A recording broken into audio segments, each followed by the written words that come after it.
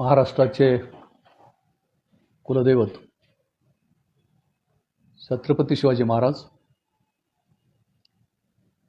क्रांतीबा ज्योतिबा फुले, सावित्रीबाई फुले,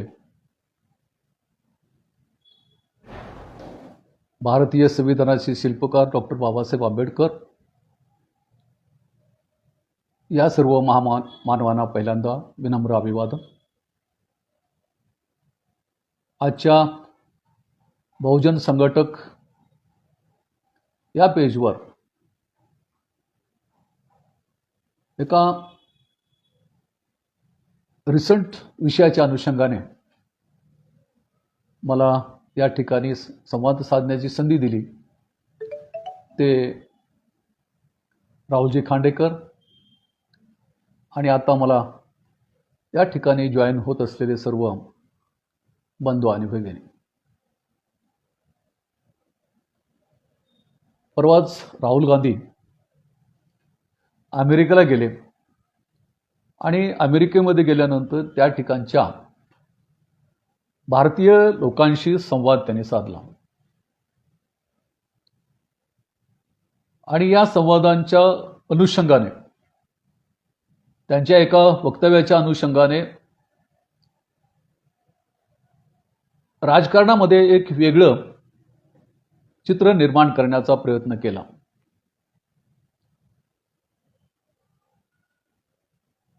अमेरिकेमध्ये राहुल गांधी नेमकं काय म्हणाले या अनुषंगाने आपण या संदर्भामध्ये चर्चा करणार आहोत. राहुल गांधी यांच्या या विधानाच्या संबंधी मी आपल्याशी चर्चा किंवा संवाद करण्याच्या अगोदर मी पहिल्यांदा स्पष्ट करू इच्छितो की मी काही काँग्रेस पक्षाचा सदस्य नाही किंवा त्याचा प्रवक्ता नाही किंवा काँग्रेस पक्षाचा पक्ष म्हणून माझा कुठल्याही प्रकारचा संबंध नाही किंवा भाजपशी माझा काही फारसा संबंध नाही आहे किंवा त्याचा सदस्य वगैरे देखील मी नाही आहे. हे पहिल्यांदा मी आपल्यासमोर नमूद करू इच्छितो.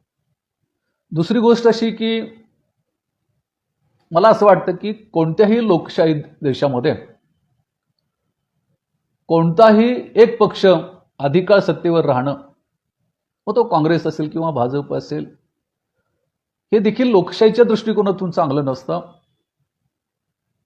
आणि त्याचबरोबर डॉक्टर बाबासाहेब आंबेडकर म्हटल्याप्रमाणे की या देशामध्ये जो विरोधी पक्ष असतो, हा विरोधी पक्ष देखील प्रबळ असणं गरजेचं असतं. विरोधी पक्षाच्या मताला किंवा विरोधी पक्षाच्या नेत्याला देखील महत्त्व देणं गरजेचं असतं. आणि या भूमिकेतूनच मी आपल्याशी संवाद साधणार आहे की राहुल गांधी हे विरोधी पक्षनेते झाल्यानंतर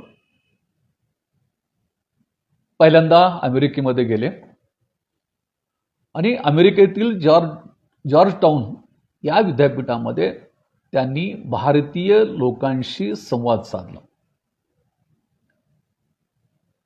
आणि या संविधानामध्ये त्यांनी आरक्षणाविषयी एक विधान केलं आणि ते विधान वृत्तपत्रामध्ये आलं आणि त्याच्यातून संपूर्ण भारतामध्ये राहुल गांधी यांच्यावर प्रचंड टीका करण्यात आली. आता ही टीका प्रामुख्याने भाजप पक्षातील वेगवेगळ्या नेत्यांनी केलेली आहे. त्यामध्ये इतर देखील आहेत. बीएसपीच्या मायावती यांनी देखील त्यांच्यावर टीका केलेली आहे. पण प्रामुख्याने भाजपच्या नेत्यांनी त्यांच्यावर मोठ्या प्रमाणामध्ये टीका झालेली आहे. खरं तर लोकशाहीमध्ये टीका होणं ही गोष्ट देखील मला संयुक्तिक वाटते, कारण लोकशाहीमध्येच टीका करण्याचा अधिकार असतो. परंतु ही टीका होत असताना किंवा ही टीका करत असताना ती संविधानाच्या चौकटीमध्ये राहून झाली पाहिजे. संविधानिक मूल्य जे आहेत, संविधानाच्या ज्या मर्यादा आहेत, या मर्यादेमध्ये ही टीका झाली तर ती टीका ही अधिक महत्त्वाची ठरते. किंवा त्याच्यातली वास्तवता लोकांच्या समोर आणणं, या दृष्टिकोनातून जर टीका झाली तर ती टीका जी आहे ही अतिशय महत्त्वाची असते. परंतु राहुल गांधी यांच्यावर जी टीका झालेली आहे ती अशा प्रकारची नव्हती, की त्याच्या मागे मला वाटतं की एक प्रकारचं राजकारण हे आपल्याला दिसून येतं. आता ती टीका जी आहे अत्यंत खालच्या पातळीवर जाऊन केलेली दिसून येते. खरं तर अलीकडच्या काळामध्ये राजकीय लोकांचा बोलण्याचा स्तर जे आहे त्याची पातळी जी आहे ते दिवसेंदिवस खालावत चाललेली आहे.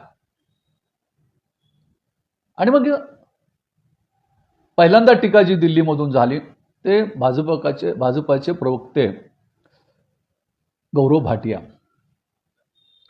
यांनी राहुल गांधीवर टीका करताना असं म्हटलं की राहुल गांधी म्हणजे लोकशाहीवरचा एक डाग आहे, ते भारतातील लोकशाही कमकुवत करत आहेत. एवढंच नव्हे तर ते असं म्हणतात की राहुल गांधी हे कमकुवत अशा प्रकारचे अपरिपक्व असे नेते, अर्धवेळ अशा प्रकारचे नेते आहेत. अशा प्रकारची टीका जी आहे ही या ठिकाणी गौरव भाटियांनी केली. त्यानंतर देशाचे राज्यमंत्री अमित शहा यांनी देखील त्यांच्यावर टीका करताना असं म्हटलं की त्यांच्या या वक्तव्यातून त्यांची आणि त्यांच्या पक्षाची आरक्षणाच्या संबंधीची भूमिका जी आहे किंवा मानसिकता ही लक्षात येते, अशा स्वरूपाची टीका त्यांनी केली. भाजपचेच एक रघुराज सिंह आहेत, त्यांनी मात्र वेगळ्या पद्धतीने टीका केली. ते असं म्हटलं की राहुल गांधीने नीट वागावं, राहुल गांधीने नीट वागावे, नाहीतर त्यांच्या आजीचे जे झाले ते त्यांचे होईल. म्हणजे अशा स्वरूपाची टीका त्या ठिकाणी. किंवा दुसरे एक आणखी भाजपचे नेते खतीन सिंह बिट्टू आहेत, ते असे म्हणाले की राहुल गांधी म्हणजे भारतातला एक नंबरचा दहशतवादी आहे. आणि मग केंद्रातले जे भाजप नेते आहे या लोकांनी अशा प्रकारची टीका राहुल गांधीवर केली. मग त्याच्यामध्ये महाराष्ट्र देखील पुढे धावून आला. महाराष्ट्रातील देखील काही नेत्यांनी ही टीका केली. त्यामध्ये प्रामुख्याने महाराष्ट्रामध्ये भाजपचा मित्र असलेला पक्ष जो आहे एकनाथ शिंदे गटातील काही लोकांनी त्यांच्यावर टीका केली. त्याच्यामध्ये एकनाथ शिंदे यांच्या गटाचे म्हणजे एकनाथ शिंदे यांच्या शिवसेना या गटाचे संजय गायकवाड आमदार जे आहेत या आमदाराने त्यांच्यावर टीका केली. आता हे आमदार तेच आमदार आहेत की ज्यांनी याच्या अगोदर देखील असं वक्तव्य केलेलं होतं की एखाद्या दलित माणसाने जर तुमच्यावर अट्रॉसिटी केस दाखल केली तर त्याच्यावर दरोड्याची केस दाखल करा, रॉबरीची केस दाखल करा, आणि तुम्हाला जमत नसेल ते मला सांगा, मी ते करतो, असे म्हणणारे हे संजय गायकवाड आहेत. आता यावरून त्यांची मानसिकता, त्यांचं व्यक्तिमत्व जे आहे हे आपल्या लक्षात येऊ शकेल. आणि त्यांच्या या व्यक्तिमत्वाच्या प्रमाणेच त्यांनी राहुल गांधीवर टीका केली. आणि ते टीका करत असताना असं म्हणाले की राहुल गांधींची जीभ छाटणाराला मी 11 लाख रुपये देतो. त्यानंतर आणखी एक नेते जे आहेत अनिल बोंडे आहेत, त्याने असं म्हटलं की राहुल गांधीची जीभ छाटण्याची गरज नाही, तर त्याच्या जिभेला चटके दिले पाहिजे. एवढंच म्हणून खासदार साहेब थांबले नाही, तर ते म्हणाले की असे बोलणारे जे आहेत संभाजी ब्रिगेडचे जे आपण म्हणतो संभाजी ब्रिगेडचे ज्ञानेश महाराज असतील किंवा मग श्याम अंधश्रद्धा निर्मूलनचे श्याम मानव असतील, तर यांच्यासारख्या माणसाच्या देखील जिभेला चटके दिले पाहिजेत. अशा प्रकारची टीका यांच्यावर झालेली दिसून येते. आता यावरून आपल्याला लक्षात येऊ शकेल की या ठिकाणी मी प्रामुख्याने अनिल बोंडे किंवा संजय गायकवाड यांच्या टीकेला हे विशेष महत्त्व देणार नाही, कारण त्यांचं व्यक्तिमत्वच तशा प्रकारचं आहे की आता आमदार आहेत म्हणून ठीक आहे, परंतु एकंदरीत आपण काय बोलावं भान किंवा कशा पद्धतीचे वक्तव्य करावे याचं भान नसलेली ही मंडळी आहे. आणि म्हणून त्याच्या संदर्भामध्ये अधिक बोलण्याची गरज नाही असं मला वाटतं. आता यांचं हे टीका पाहिल्यानंतर, मग ते देशद्रोही वगैरे जी अशी टीका पाहिल्यानंतर आपल्या समोर देखील असा प्रश्न निर्माण होऊ शकतो की राहुल गांधी नेमकं काय म्हणाले असतील. आणि म्हणून मी काय करणार की राहुल गांधी त्या लोकांशी संवाद साधत असताना काय बोलले हे मी आपल्यासमोर नमूद करणार आहे. मग आपल्या लक्षात येऊ शकेल की राहुल गांधी जे आहेत हे नेमके काय बोललेत आणि खरोखरच त्यांच्यावर अशा प्रकारच्या खालच्या थराची टीका करता येऊ शकते का. राहुल गांधी लोकांशी संवाद करत असताना म्हणले की भारतीय राजकारणामध्ये सध्या प्रेम, आदर आणि नम्रता यांचा अभाव आहे. राष्ट्रीय संघाला असे वाटते की भारत हा एकाच विचाराचा देश आहे. पण आम्ही मानतो की भारत हा अनेक विचाराचा देश आहे. त्याचप्रमाणे ते असं म्हणतात की अमेरिकेप्रमाणेच भारतातही प्रत्येक नागरिकाला स्वप्न बघण्याची परवानगी असली पाहिजे. प्रत्येकाला त्याची जात, धर्म, परंपरा विचारात न घेता त्याला समान संधी दिली पाहिजे. प्रधानमंत्री मोदी राज्यघटनेवर हल्ला करीत असल्याचे आता लाखो भारतीयांना समजलेले आहे. त्यामुळे या लढ्याने निवडणुकीत रंग भरलेला होता. राज्याचे संघटन तुम्हाला भाषा, परंपरा याचा आदर करायला सांगते. हेच आमच्या संविधानात देखील आहे. त्यानंतर ते असं म्हणाले की भारतामध्ये कौशल्याची कमतरता नाही, पण कौशल्य असलेल्या लाखो तरुणांना बाजूला केले जात आहे. आणि मग त्याच्यात नंतर त्यांनी काय केलं की एकलव्याचं उदाहरण दिलं आणि त्या एकलव्याचं उदाहरण देत ते असं म्हणाले की एकेकाळी एकलव्यास गुरुच्या मागणीनुसार त्याला त्याचा अंगठा कापून द्यावा लागलेला होता. पण ते असं म्हणतात की आज तर भारतात अशा लाखो एकलव्याच्या कथा आहेत आणि अशा एकलव्यानंच त्याचप्रमाणे ते असं म्हणतात की अगोदरच विकासापासून वंचित असलेल्या वंचितांना विकासापासून अधिक वंचित केले जात आहेत. हे त्यांचं भाषण आहे. आता याच्यामध्ये राजकारणाचा, तुमच्या आरक्षणाचा कुठंच मुद्दा बोललेला नाही. आणि मग हा संवाद सुरू असतानाच किंवा संवाद संपण्याच्या मार्गावर असतानाच एका भारतीय मुलीने त्यांना प्रश्न विचारला. त्या मुलीचं नाव आहे अपूर्वा रामास्वामी. या मुलीने त्यांना साधा प्रश्न असा विचारला की भारतात आणखी किती काळ आरक्षण ठेवले जाणार आहे. आणि त्याचे उत्तर देताना राहुल गांधी म्हणाले की भारत हा सर्वांसाठी समान संधी असलेला देश आहे आणि जेव्हा ही समान संधी सर्वांना प्राप्त होईल तेव्हाच आरक्षण संपवण्याचा विचार केला जाऊ शकतो. परंतु भारतात सध्याची परिस्थिती यासाठी आणखी परवानगी देत नाही, कारण भारतात अजूनही भयंकर सामाजिक आणि आर्थिक विषमता आहे. म्हणजे एका मुलीच्या प्रश्नाला उत्तर देण्यासाठी त्यांनी हे विधान केलेलं आहे. आता हे विधान पाहिल्यानंतर त्या मुलीच्या प्रश्नाचं तर मला असं वाटत नाही की ते लोकशाहीवरचा कलंक आहेत असं म्हणण्यासारखं त्यांचं वक्तव्य असं मला वाटत नाही, किंवा त्यांची जीभ छाटली पाहिजे असं काही त्यांना या ठिकाणी वाटत नाही. कारण त्यांनी सहजपणे ते उत्तर आणि त्याच्यामधली वास्तवता त्यांनी सांगितलेली आहे आणि त्यांच्या वक्तव्यामुळे आता खरीच लोकशाही कमकुवत होईल असंही वाटत नाही. किंवा त्यांच्या वक्तव्यावरून आपल्याला असंही म्हणता येत नाही की राहुल गांधी जे आहे आरक्षण विरोधी आहेत असंही आपल्याला म्हणता येणार नाही. किंवा या विधानामुळे त्यांना कोणी दहशतवादी म्हणत असतील तर त्यांची कीव करायची वाटते, किंवा त्या अतिरेकी म्हणणं त्यांना ही देखील त्यांच्या मानसिकतेची जी आपण म्हणतो ती कीव येते या ठिकाणी. म्हणजे या ठिकाणी राहुल गांधींचं हे भाषण आणि त्या भाषणाच्या नंतर आरक्षण प्रश्नाला दिलेलं उत्तर आहे. म्हणजे आरक्षणावर राहुल गांधींचं भाषण नव्हतं, त्यांनी वेगळ्या विषयाला हात घातलेला होता, परंतु एका मुलीने प्रश्न विचारल्यामुळं त्या प्रश्नाचं उत्तर देताना त्यांनी म्हटलेलं आहे. आता भाजपला काही कळत नाही का की राहुल गांधी अमेरिकेमध्ये त्या जॉर्ज टाउन विद्यापीठामध्ये काय बोलले हे भाजपला देखील माहीत आहे. परंतु भाजपला काय करायचं की त्याच्यातला त्यांना आवश्यक असणारा मुद्दा, राहुल गांधींची बदनामी करणारा मुद्दा किंवा काँग्रेसची बदनामी करणारा मुद्दा आणि इलेक्शनमध्ये भाजपला उपयोगी ठरणारा मुद्दा जो आहे तो पुढे आणून त्यांनी संपूर्ण भारतामध्ये या पद्धतीने हे वाक्य जे आहे ते वेगळ्या पद्धतीने फिरवलं आहे. आता दुसरा प्रश्न असं निर्माण होतो की भाजपाने असं काय केलं असावं किंवा ही राजकीय खेळी कशासाठी केली असावी. तर त्याचं कारण आहे लोकसभा निवडणुकीमध्ये त्याची मुळं जी आहेत आपल्याला लोकसभेच्या निवडणुकीमध्ये दिसून आली. कारण लोकसभेच्या निवडणुकीच्या वेळी राहुल गांधी यांनी मोदी आणि भाजपना संविधान विरोधी ठरवण्याचं काम केलं आणि मग सुरुवातीच्या सभेपासून ते संसदेमध्ये देखील मोदी येईपर्यंत त्यांनी आपल्या हातामध्ये संविधानाची प्रत ठेवली.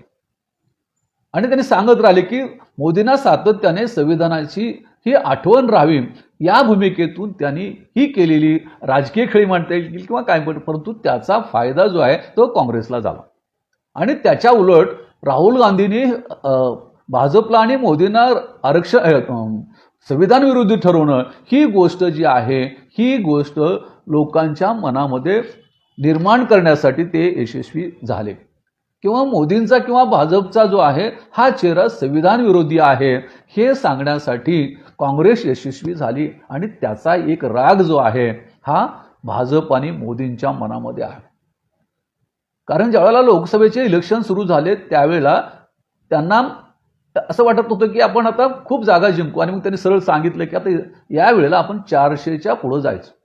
अगली बार 400 पार जे आहे ही भूमिका घेतली. परंतु राहुल गांधींचं संविधानाच्या संबंधीचं लोकांच्या मते घेऊन जाणं, संविधानाच्या संदर्भामध्ये मोदी आणि भाजपचा चेहरा लोकांच्या समोर घेऊन गेल्यामुळे या ठिकाणी त्यांना 400 तर नाहीच नाही, तर त्या ठिकाणी त्यांना या ठिकाणी चंद्राबाबू नायडू आणि नितीश कुमार यांच्या सहकार्याने आपल्याला सरकार करावं लागलं. आणि मग या ठिकाणी आतापर्यंत मोदी सरकार मोदी जे होतं ते बंद झालं. मोदी सरकारच्या ऐवजी त्यांना आघाडी सरकार बनण्याची पाळी आणली. आणि मग त्याचा कुठेतरी राग आहे.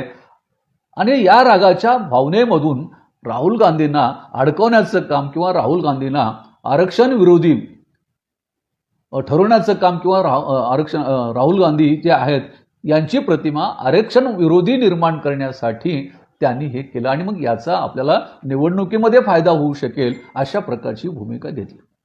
परंतु गंमत अशी झाली, आपल्याला लक्षात येऊ शकेल की अनेक नेत्यांनी खालच्या पातळीवर जाऊन राहुल गांधीवर टीका केली, पण राहुल गांधीने आतापर्यंत तरी कुठल्याही प्रकारची प्रतिक्रिया जी आहे ही दिलेली मी ऐकलेली नाही. आता याचं श्रेय काय असू शकते किंवा याच्यामधून काय मिळालं, तर मला असं वाटतं की या निमित्ताने राहुल गांधींनी भाजपच्या नेत्यांना जे आहे संविधानावर बोलायला भाग पाडलं. हे खाजगीकरणाच्या माध्यमातून जे तुमचं आरक्षण घालू पाहत होते आणि त्या लोकांना आरक्षणाच्या संदर्भामध्ये बोलणं भाग पडलं. आम्ही आरक्षण विरोधी नाहीत, आम्ही असेपर्यंत आरक्षण जाणार नाही, आम्ही आरक्षण जे आहे थांबवू शकणार नाही, अशा प्रकारची भूमिका त्यांना घ्यावी लागली.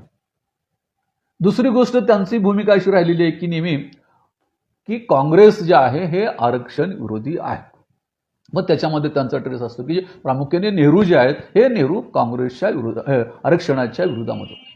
आणि मग नेहरूचं एक पत्र जे आहे त्या पत्राचा आधार घेऊन ते सांगतात की नेहरू जे होते ते आरक्षण विरोधी होते. तसं तर आरक्षणाच्या संदर्भामध्ये गांधींची भूमिका देखील वेगळी होती की गांधींना देखील असं वाटत होतं की आरक्षणामुळे एकंदरीत प्रशासनावर परिणाम होऊ शकतो. आता नेहरूंना आरक्षण विरोधी ठरवलं किंवा काँग्रेस हे आरक्षण विरोधी आहे असं आपण गृहीत धरलं. मग आपण प्रश्न असा त्यांना विचारला पाहिजे की मग आरक्षण कोणाच्या काळामध्ये मिळालेलं आहे. काँग्रेस हे आरक्षण विरोधी होते, नेहरू हे आरक्षण विरोधी होते, आणि मग आरक्षणाची सुरुवात जी आहे ती वाजपेयी काळापासून झालेली आहे का 2014 पासून झालेली आहे. तर त्याचं उत्तर त्यांनाच मिळू शकतं की आरक्षण हे काँग्रेसच्या काळामध्ये सुरू झालेलं आहे. आरक्षण जे आहे हे नेहरू पंतप्रधान असताना सुरू झालेलं आहे. आरक्षणाची तरतूद जी आहे त्यावेळा तयार केलेल्या संविधानामध्ये करण्यात आलेली आहे. आणि म्हणून अशा पद्धतीने भाजप जे आहे हे लोकांमध्ये संभ्रम निर्माण करण्याचं काम करते. खरं तर भाजप आणि संघ जे आहे त्यांची एक वैचारिक दृष्टिकोनातून जरी आपण पाहिलं तर एक वेगळी नीती आहे. ते काय करतात की पहिल्यांदा लोकांना आपल्या मताशी कन्व्हिन्स करण्याचा प्रयत्न करतात. मग कुठल्याही पद्धतीने ते कन्व्हिन्स करण्याचा प्रयत्न करणार, आणि समजा ते कन्व्हिन्स झालेच नाही तर त्यांना कन्फ्यूज करून टाकायचं आणि मग त्याच्यामधून एक संभ्रम निर्माण करायचा ही त्यांची नीती आहे. नाहीतर ते काय करतात की त्यांच्या यशाच्या आड किंवा त्यांच्या विचाराच्या आड येणाऱ्या लोकांना बदनाम करण्याचं काम करतात. त्यांची प्रतिमा जी आहे ही वेगळ्या पद्धतीने खराब करण्याचा प्रयत्न करतात. मग आपण पहिल्यापासून आजच आहे असं नाही, तर संघाची भूमिका जी आहे किंवा भाजपची भूमिका जी आहे ही सुरुवातीपासून असलेली दिसून येते. उदाहरणार्थ डॉक्टर बाबासाहेब आंबेडकरांच्या संदर्भामध्ये पहिल्यांदा त्यांच्या विचाराच्या विरोधामध्ये किंवा त्यांची बदनामी करण्याच्या उद्देशाने पहिल्यांदा अरुण शौरी नावाच्या पत्रकारांनी फार मोठं पुस्तक लिहिलं. वर्शिपिंग फॉल्स गॉड अशा नावाचं पुस्तक त्यांनी लिहिलं. आणि या माध्यमातून त्यांनी बाबासाहेबांचं एवढं मोठं काम जे आहे हे नाकारण्याचं काम केलं. आणि मग हे पुस्तक लिहिल्यामुळे काय झालं तर पुस्तक लिहिल्यामुळे त्यांना केंद्रामध्ये मंत्रिपद देखील मिळालेलं आहे. म्हणजे या पद्धतीने ते काय करतात की सर्वसाधारणपणे त्यांना काहीच टीका करता आली नाही तर त्याच्या चारित्र्यावर शिंतोडे उडवण्याचं काम हे या ठिकाणी करतात. किंवा आता दिल्लीच्या मुख्यमंत्री आता परवा झाल्या, आता दिल्लीच्या मुख्यमंत्री आतिशी सिंग जे आहेत या मुख्यमंत्री झाल्या. तर मला असं वाटतं की पहिला मुख्यमंत्री असा असेल की ज्याने ऑक्सफर्ड युनिव्हर्सिटीमध्ये शिक्षण घेतलेलं आहे. आता उच्च शिक्षित ते आहेत. त्यांचे आईवडील जे आहेत दोघेही JNU सारख्या विद्यापीठामध्ये प्रोफेसर होते आणि स्वच्छ प्रतिमा म्हणून त्यांच्याकडे पाहिलं जातं. मग आता भाजपला टीका करायला काय वेळ नव्हता, मग त्यांनी काय केलं, भाजपला टीका करण्यासाठी विषय नव्हता म्हणून त्यांनी काय केलं की परवा आप या संघटनेमधूनच त्यांच्या भाजपमध्ये एका महिला कार्यकर्त्याने प्रवेश केला आणि त्यांच्या तोंडून वधवून असं घेतलं की आतिशी जे आहेत या त्यांचे वडील जे आहेत हे अतिरेक्यांना मदत करणारे आहेत, अतिरेक्याशी संबंध असणारे आहेत. आणि म्हणून ज्या दिवशी त्या मुख्यमंत्री झाल्यात त्या खऱ्या अर्थाने दिल्लीच्या दृष्टिकोनातून अत्यंत दुःखद दिवस आहे किंवा देशाच्या दृष्टिकोनातून अत्यंत दुःखद दिवस आहे अशा प्रकारची टीका त्यांना करायला लावली. किंवा आज आपण शरद पवारांच्या संदर्भामध्ये पाहतो की शरद पवारांना देखील काय केलं की शरद पवारांना कन्व्हिन्स करण्याचा प्रयत्न केला की त्यांनी आपल्यामध्ये आलं पाहिजे, भाजपला सपोर्ट केला पाहिजे, उद्धव ठाकरेला सपोर्ट करण्यापेक्षा आपल्याला सपोर्ट केला पाहिजे. परंतु ज्यावेळेला त्याला शरद पवारांनी विरोध केला त्यावेळेला मग त्यांची बदनामी करण्यासाठी अनेक लोक त्यांच्या अंगावर सोडले. बरेच वेळेला आपण पाहतो की त्यांच्याच जातीची माणसं त्यांना त्यांच्या अंगावर सोडली आणि त्यांच्या तोंडून त्यांची बदनामी करण्याचा प्रयत्न केला, त्यांचा पक्ष फोडण्याचा प्रयत्न केला. म्हणजे त्यांना त्यांची राजकीय प्रतिमा जेवढी मलिन करता येईल तेवढ्या प्रकारचा प्रयत्न केला. अनेक वर्ष ज्या भाजपने शिवसेनेच्या सोबत सत्ता भोगली किंबहुना मोठा भाऊ म्हणून त्यांच्याकडे पाहिलं, त्या शिवसेनेच्या उद्धव ठाकरेंच्या संबंधी देखील आपण पाहिलं तर हेच घडलेलं आहे. आज उद्धव ठाकरेंना संपवण्याचा विडा जो आहे हा दिल्लीतल्या भाजप नेत्यांनी घेतलेला आहे. म्हणजे त्यांची भूमिका अशी असते की जर ते आपलं ऐकत नसतील तर त्यांना या पद्धतीने त्यांना बदनाम करायचं, अशा प्रकारची त्यांची भूमिका ही सातत्याने असलेली दिसून येते. मग आता जरांगे पाटलांचं देखील आपल्याला उदाहरण करता येईल की ज्यावेळेला जरांगे पाटलांचा प्रश्न आपल्याला सोडवता येत नसेल किंवा मग आता ते आपलं ऐकत नसेल तर मग त्यांनी काय केलं की बऱ्याच वेळेला भाजपमध्ये असलेले मराठा आमदार जे आहेत हे त्यांच्यावर सोडले आणि त्यांच्या मार्फत त्याची कशी बदनामी होता येऊ शकेल हे त्यांनी पाहिलं. की तुम्ही राजकारणामध्ये एखादी भूमिका असेल की जरांगे पाटीलचा प्रश्न तुमच्यासून सुटत नाही, स्पष्ट सांगू शकता तुम्ही, परंतु तसं न करता त्याची बदनामी करण्याचा प्रयत्न या ठिकाणी सातत्याने केला जातो. आणि हीच गोष्ट जी आहे ही आज राहुल गांधींच्या संदर्भामध्ये देखील झाली की राहुल गांधी विरोधी पक्षनेते झालेले आहेत. हीच मोठी त्यांना खटकणारी गोष्ट आहे. खरं तर लोकशाहीमध्ये विरोधी पक्षनेता असणं हे लोकशाहीचं जिवंत लोकशाहीचं लक्षण असतं. परंतु भाजपला किंवा मोदी सरकारला विरोधी पक्ष चालत नाही. गेली 10 वर्ष याच पद्धतीने त्यांनी राज्य या ठिकाणी केलेलं आहे, शासन चालवलेलं आहे.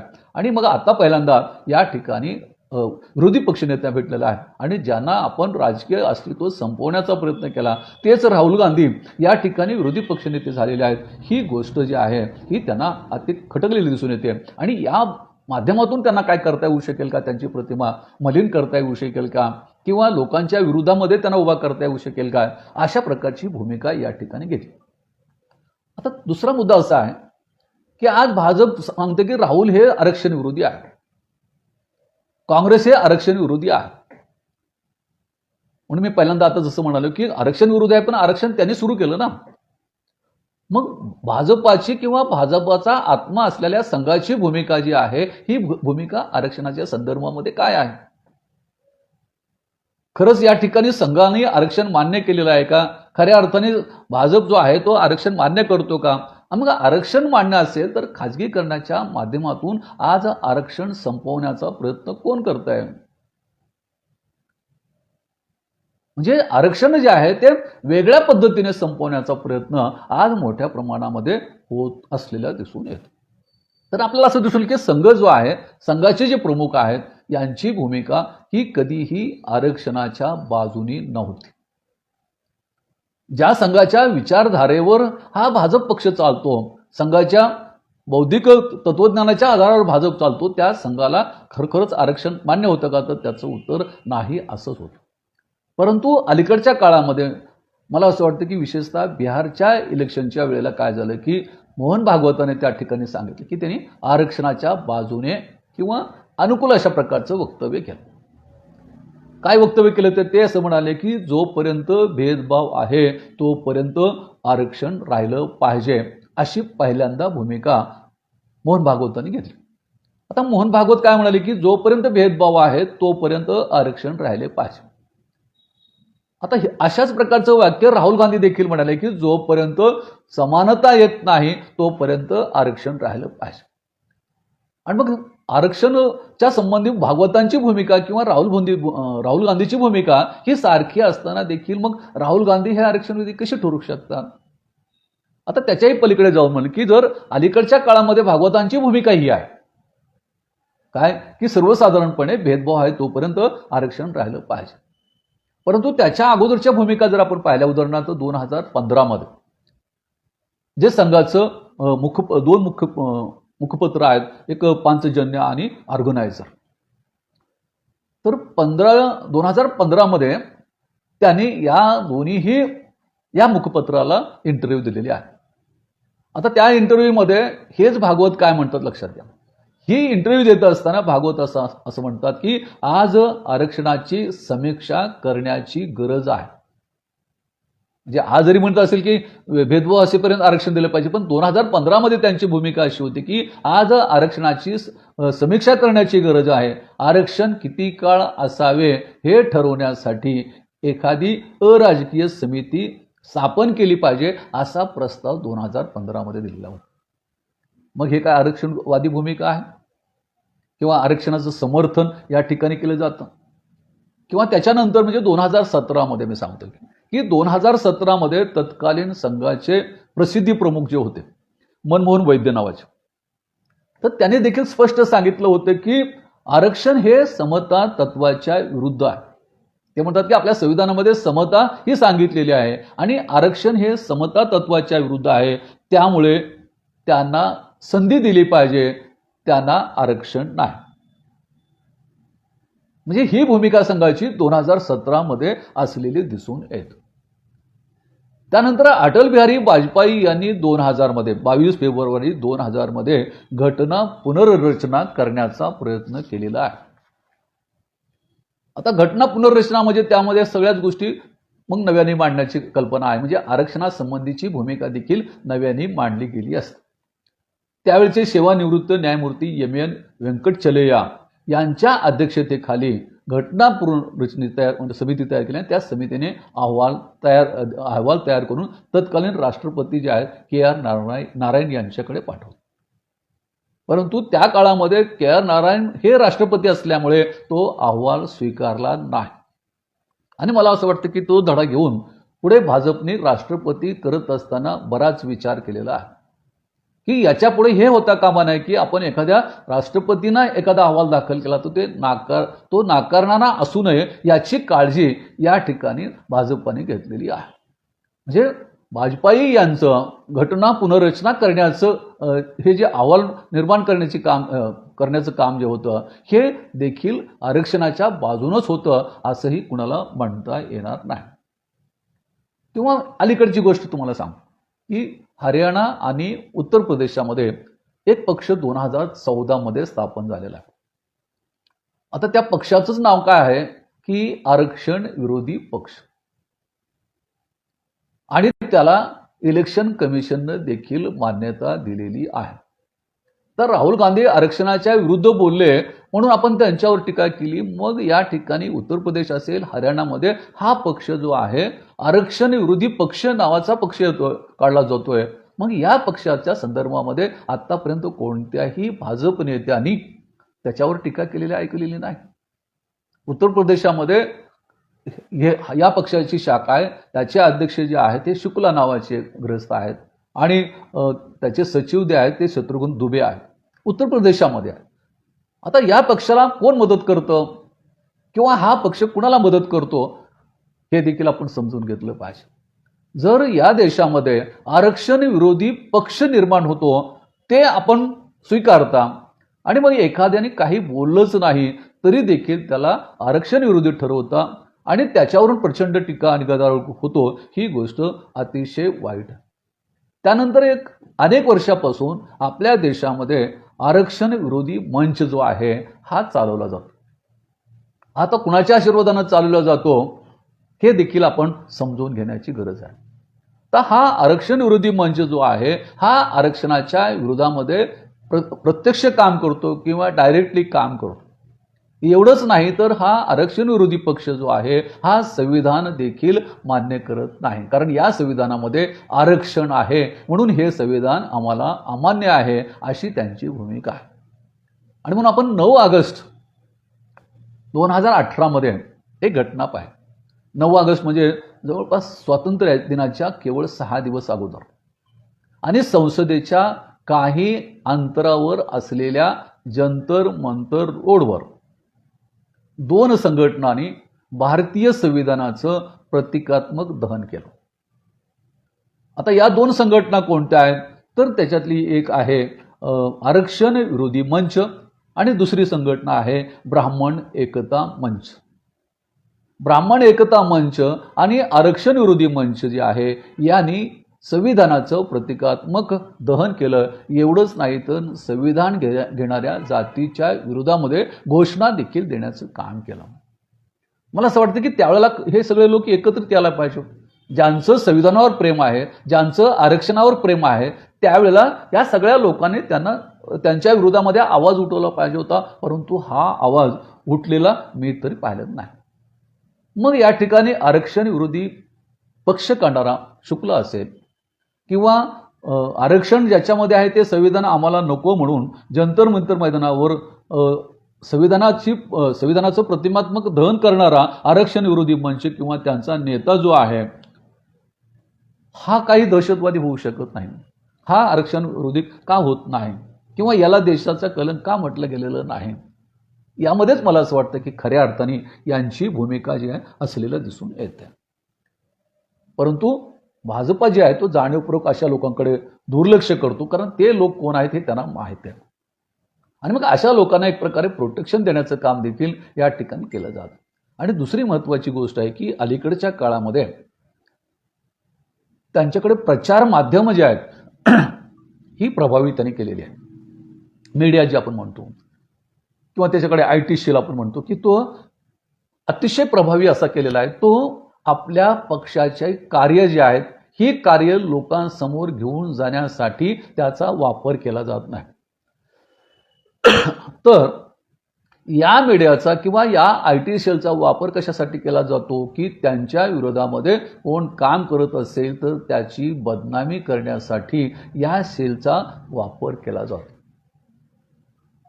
कसा केला जातो किंवा त्या संदर्भामध्ये आपल्याला म्हणायचं असं तर मी तुम्हाला 2018 मध्ये अमित शहा यांचं त्या IT सेल कार्यकर्त्याच्या समोर केलेलं भाषण तुम्हाला सांगतो. 2018 मध्ये IT सेलच्या समोर कार्यकर्त्यासमोर बोलत असताना अमित शहा असं म्हणाले की हम जो चाहे संदेश जनता तक पहुंचा सकते हैं. हम जो चाहे हा शब्द महत्वाचा आहे. हम जो चाहे संदेश जो आहे हा जनता तक पहुंचा सकते हैं, चाहे वो खट्टा हो या मीठा हो, चाहे वो सच्चा हो या झूठा है, लेकिन हम ये काम कर सकते हैं क्योंकि ये इसलिए कि हमारे पास 32 लाख लोगों के पास व्हाट्सअप बना के हम खड़े हैं किंवा IT सेल जे आहे ते त्यासाठी आहे. अशा प्रकारचं डायरेक्ट वक्तव्य जे आहेत हे या ठिकाणी आपल्याला अमित शहा यांनी केलेलं दिसून येतं. किंवा 17 जून 2018 मध्ये या IT सेलमध्ये काम करणारा एक मुलगा होता, माधव जे आहेत BJP संघामध्ये काम करणारे, त्याच्या IT सेलमध्ये काम करणारा हा शंकर सिंह मुलगा होता आणि त्यांनी राजीनामा दिला. राजीनामा दिला याचं त्यांना वाईट वाटलं नाही, परंतु राजीनामा दिल्यानंतर त्यांनी प्रसार माध्यमावर एक कोट केलं, आपलं मत मांडलं. त्यांनी सांगितलं की या सेलमध्ये काम करणाऱ्या कार्यकर्त्यांनी त्याच्यामध्ये असं नमूद केलं की मी हा सेल आणि बीजेपी सोडतो आहे, कारण बीजेपी आणि हा सेल सातत्याने आपल्या पक्षाच्या कामाचा प्रचार करण्यापेक्षा खोटे मेसेज पसरवण्याचं काम करतो आणि यासाठी समाज माध्यमाचा वापर मोठ्या प्रमाणामध्ये केला जातो. म्हणजे आज आपण जर पाहिलं, व्हॉट्सअपमध्ये पाहिलं तर अनेक अशा प्रकारचे ग्रुप आहेत की त्या ठिकाणी राहुल गांधींना विकृत दाखवण्याचं काम केलं जातं. या ठिकाणी जे काही विरोधी आहेत या विरोधांना त्यांच्यावर खालच्या पातळीचे त्या ठिकाणी हे टाकले जातात, मेसेज टाकले जातात आणि एक प्रकारे समाजामध्ये त्यांची बदनामी करण्याचा प्रयत्न केला जातो, त्याच्या व्यक्तिगत जीवनावर या ठिकाणी लिहिलं जातं. तर मला असं वाटतं की ही गोष्ट लोकशाहीच्या दृष्टिकोनातून अत्यंत वाईट आहे. आणि म्हणून मला या निमित्ताने हे सांगायचं आहे की खऱ्या बीजेपी ही सत्तेत आली याच्यामध्ये दुःख मांडण्याचं कारण आहे की प्रत्येक पक्षाला सत्तेमध्ये येण्याचा अधिकार आहे. किंवा सुरुवातीला मी असं म्हणालो की विरोधी पक्ष जो आहे हा लोकशाही जिवंत असण्याचा पुरावा आहे. आणि म्हणून इतके दिवस काँग्रेसने राज्य केलं, त्यामुळे भाजप सत्तेवर आले ही गोष्ट खरं तर खूप चांगली या ठिकाणी म्हणता येऊ शकेल. परंतु सत्तेवर येण्यासाठी काही मर्यादा देखील पाळण्याची गरज आहे. परंतु आज राजकारणामध्ये फारशा अपेक्षा करता येत नाही. आणि म्हणून भाजपची ही जी कल्पना आहे सत्तेवर येण्याची ती वेगळी आहे. की जसं मागे ज्यावेळेला सत्तेमध्ये आले त्यावेळेला त्यांनी सांगितलं की आम्ही सत्तेमध्ये कशासाठी आलो, तर संविधान बदलण्यासाठी आलेलो आहोत. सत्तेमध्ये कशासाठी आलो, हिंदू राष्ट्र करण्याच्या संदर्भामध्ये आलेलो आहोत. मला असं वाटतं की ही भूमिका बदलण्याची गरज आहे. आपल्या देशाचं वैशिष्ट्य वेगळं आहे. विविधतेमध्ये एकता हे भारतीय समुदायाचं फार मोठं वैशिष्ट्य आहे. आणि या विविधतेने नटलेला हा जगातील सर्वात मोठा देश म्हणून भारताची एक वेगळी ओळख आहे. मला असं वाटतं की ही ओळख पुसून सत्ता कमवणं ही गोष्ट अत्यंत वाईट आहे. की भारतामधल्या प्रत्येक जाती धर्माच्या नागरिकाला तेवढंच महत्त्व आहे. जसं या देशातल्या प्रत्येक माणसाला, नागरिकाला मतदान करण्याचा अधिकार आहे, तसं त्याला जगण्याचा अधिकार आहे, त्याच्या धर्माचं आचरण करण्याचा अधिकार आहे. आणि मला वाटतं की ही गोष्ट आपण स्वीकारली पाहिजे. आणि म्हणून राहुल गांधी असं म्हणाले की RSSला वाटतं की या देशामध्ये एकच विचार आहे, परंतु या ठिकाणी अनेक विचाराचे लोक या ठिकाणी राहतात. ही राहुल गांधीने त्या ठिकाणी केलेली खंत जी आहे ही भाजपला अधिक खटकलेली आहे. मोदी हे संविधान मोडण्याचं काम करतात हे त्या ठिकाणी बोललं, ही गोष्ट त्यांना खटकणारी होती.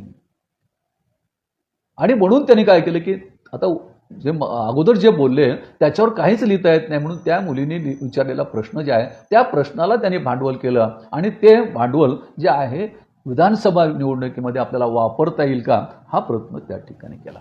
आणि म्हणून या देशामध्ये ज्यांना राज्य करायचं आहे, राज्य करण्याचा अधिकार कोणत्याही पक्षाला आहे. हा विशिष्ट पक्षच महत्त्वाचा मानता येणार नाही. आणि मग या ठिकाणी ज्या पक्षांना सत्तेवर यायचे त्यांनी संविधानावर निष्ठा ही असणं गरजेची आहे. संविधानावरची निष्ठा म्हणजे संविधानाच्या पाया पडणं नव्हे, ही गोष्ट आपण लक्षात घेतली. राहुल गांधीने लोकसभेमध्ये संविधानाचा प्रश्न, तुमच्या निवडणुकांमध्ये संविधानाचा प्रश्न उपस्थित केला. म्हणून आज आपण पाहतो की या ठिकाणी वेगवेगळ्या ITI कॉलेजमध्ये संविधानाची मंदिरं निर्माण करणं म्हणजे संविधानावरची निष्ठा नाही, हे समजून घेतलं पाहिजे. त्या विरोधामध्ये आजच कुणीतरी शासनाला निवेदन दिलेलं आहे की मंदिरं कशासाठी संविधानाचे पाहिजे, संविधानाविषयी आदर अजे. आणि दुसरी गोष्ट आहे की संविधानानुसार आपल्या लोकांचं, राजकारणी लोकांचं वर्तन असलं पाहिजे. संविधानाच्या मंदिरामधून ते होणार नाही, संविधानाच्या पाया पडून ते जमणार नाही. तर संविधाननिष्ठ राहून संविधानाच्या माध्यमातून सत्ता हस्तगत करणं आणि संविधानाच्या माध्यमातून देशाचा विकास घडणं हे या ठिकाणी महत्त्वाचं आहे. आणि दुसरी एक महत्त्वाची गोष्ट आहे की आज पाकिस्तान जे आहे एकधर्मीय राष्ट्र आहे, त्या राष्ट्राची अवस्था काय आहे हे समजून घेतलं पाहिजे. कारण एकधर्मीय राष्ट्र जे आहे या धर्मामध्ये सगळी शांतता सुबत्ता लावेल असं काही नसतं. आणि त्यामुळं हिंदू राष्ट्राच्या नावाखाली कुठल्या तरी धर्माचा द्वेष करणं किंवा कोणत्या तरी धर्माबद्दल जे आहे ते वेगळ्या पद्धतीने वर्तन करणं ही गोष्ट लोकशाहीमध्ये न बसणारी आहे. ज्याप्रमाणे या ठिकाणच्या हिंदूंना या देशामध्ये राहण्याचा अधिकार आहे, तसाच राहण्याचा अधिकार संविधानाने या ठिकाणच्या ख्रिश्चनांना दिलेला आहे, या ठिकाणच्या बौद्धांना दिलेला आहे, या ठिकाणच्या मुसलमानांना दिलेला आहे. ही गोष्ट आपल्याला मान्य करावीच लागेल जर या देशामध्ये संविधानाचं राज्य आणायचं असेल तर. म्हणजे केवळ हिंसाचार निर्माण करून सत्ता निर्माण करणं हे लोकशाहीच्या चौकटीमध्ये बसणारं नाही आहे. हिंसाचार जे आहे, ह्या हिंसाचाराचे परिणाम काय होतात हे आपण बांगलादेशमध्ये पाहिलेलं आहे, श्रीलंकेमध्ये पाहिलेलं आहे, पाकिस्तानमध्ये आपण पाहतो आहे. आणि लोक आपल्या देशाला जगातील फार मोठी लोकशाही असलेला देश, लोकशाहीची जननी असलेला देश म्हणून आपल्याकडे पाहतोय, त्याचंही भान किंवा ती गोष्ट आपण लक्षात ठेवणं हे गरजेचं आहे. आणि म्हणून या दृष्टिकोनातून हे करणं गरजेचं आहे. आणि म्हणून या ठिकाणी सत्ताधारी असेल किंवा विरोधी पक्ष असेल, त्यांनी या दोघांनी याचं भान ठेवलं पाहिजे. आणि हे भान ठेवत असतानाच आपण पुढच्या माणसाच्या संबंधी बोलत असताना, त्याच्यावर टीका करत असताना आपण लोकशाहीची ही चौकट देखील मोडता कामा नये हेही लक्षात घेतलं पाहिजे. खरंच जर पंतप्रधान चुकत असेल तर त्यांच्या विरोधात बोललंच पाहिजे, विरोधी पक्षनेता चुकत असेल तर त्याच्या विरोधात बोललेच पाहिजे. पण त्या बोलण्याला देखील एक लोकशाहीमध्ये असलेली संविधानात चौकट जी आहे, ही चौकट देखील असते, याचंही भान असणं गरजेचं आहे. या देशामध्ये अनेक प्रश्न आहेत. केवळ या ठिकाणी हिंदू राष्ट्राची ही कल्पनाच नाही आहे, तर या देशामध्ये अनेक प्रश्न आहेत की कोणत्याही देशाचा विकास घडवून आणण्यासाठी निसर्ग त्यांना एक संधी देत असतो. ती संधी काय असते तर त्या देशामध्ये युवकांची संख्या जास्त असते. आणि ही संधी आपल्याला भारतामध्ये आज दिसते. ती कायम राहीलच असं नाही, काही वर्षांनी ही संधी जाणार आहे. आज भारतामध्ये युवकांची संख्या फार मोठी आहे. या युवकांना बेरोजगार ठेवणं हे राष्ट्राच्या विकासाच्या दृष्टिकोनातून घातक आहे.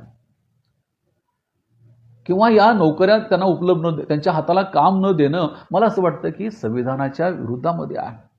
आज स्त्रियांचे प्रश्न मोठ्या प्रमाणामध्ये आहे. आज सर्व राज्यामध्ये स्त्री ही असुरक्षित आहे, याच्यावर आपण बोलत नाही आहे.